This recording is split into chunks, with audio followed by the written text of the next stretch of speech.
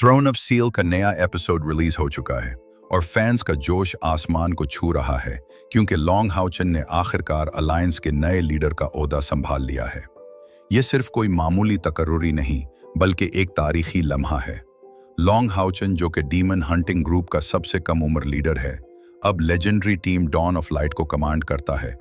शुरू से ही हर जंग और मुकाबले में उसने नाजरीन को अपना दीवाना बनाया। उसका सफर टेंपल मुकाबले से लेकर डीमंस के खिलाफ जंग की फ्रंट लाइन तक उसे एक उभरता हुआ सितारा बना चुका है, जिसे सिर्फ उसकी ताकत नहीं बल्कि उसकी सोच और क़यादत के लिए भी सराहा जाता है। इसकी ये तकर्रुरी महज रस्म नहीं बल्कि इसकी तकदीर थी। इसकी सक्सेशन तकरीब कोई बोरिंग पॉलिटिकल रस्म नहीं थी। ये एक शानदार, जज्बात से भरपूर लम्हा था, हीरो और इसके चाहने वालों के दरमियान। जब वो आसमान से उतरा, काली वर्दी पहने हुए और एक शानदार पेगासस पर सवार, तो मजमा खुशी से गूंज उठा। ताकत, करिश्मा, मौजूदगी, उसने गोया वॉर गॉड की तरह रूप धार लिया। हाज़रीन का जोश महसूस किया जा सकता था। उनकी आवाज़ें हॉल में गूंज रही थीं। ये सिर्फ तारीफ नहीं थी, ये मोहब्बत थी। और शायद इसीलिए जब लॉन्ग हाउचन ने अपना नया अलायंस मॉडल पेश किया तो किसी ने मुखालफत नहीं की। इसका वक्त बेहतरीन था। सक्सेशन की एनर्जी को इस्तेमाल करते हुए उसने अपना विजन पेश किया।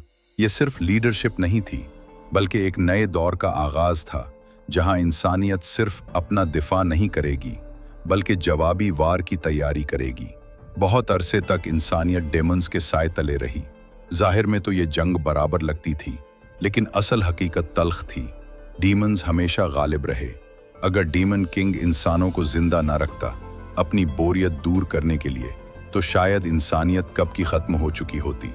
लेकिन अब लॉन्ग हाउचन की क़यादत में सूरत हाल बदल रही है। अगरचे वो नौजवान है, लेकिन उसका स्टेटस, ताकत और तजर्बा इतना ज़बरदस्त है कि अलायंस के पुराने लीडर्स भी इसका मुकाबला नहीं कर सकते। आग और आजमाइश से गुजरकर इस और डॉन ऑफ लाइट ने बार बार खुद को साबित किया। इसने अपना मुकाम हासिल किया। इसका मकसद सिर्फ जंग जीतना नहीं था बल्कि पूरे अलायंस की साख्त बदलना था, ताकि इंसानियत मुत्तहिद होकर पहले से कहीं ज्यादा जोर से वार करे। इसकी तकर्रुरी पर सबका जोश दीदनी था। नया लीडर, नई टीम, नया हौसला। ये साफ जाहिर था कि जवाबी हमले का आगाज हो चुका है। लॉन्ग हाउचन ने वक्त जाया नहीं किया।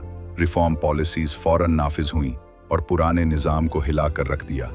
इसके इत्तहादी 3 देवियों पर मुश्तमिल डॉन ऑफ लाइट की वॉरियर्स तीनों बड़ी हॉल्स की डिप्यूटी मास्टर्स बना दी गईं। ये सिर्फ अलामती नहीं बल्कि असल ताकत की तब्दीली थी। और फिर आया असल इम्तिहान, अगला बड़ा कदम। डिवाइन थ्रोन्स टीम ने अपनी तवज्जो गॉड सील की बाकी 3 थ्रोन्स पर मरकूज कर दी।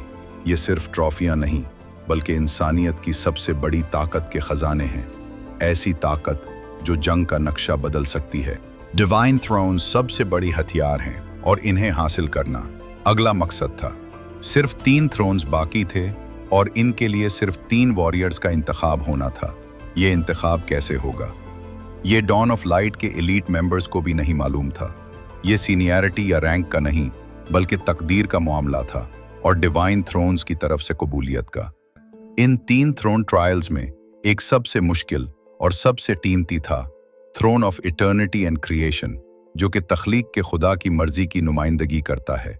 सबसे ताकतवर, सबसे मुकद्दस, और ये लॉन्ग हाउचन को सौंपा गया। इसके साथ ही जंग फंगफंग और हनयू भी मुंतखब हुए, और जंग भी, जो टीम में बाद में आया था, काबिल साबित हुआ। लेकिन लॉन्ग हाउचन का इम्तिहान कुछ और ही था। हनयू हमेशा इसके पीछे पीछे, अब ताकत में भी बढ़ रहा था, लेकिन लॉन्ग हाउचन की राह अलग ही सतह की थी।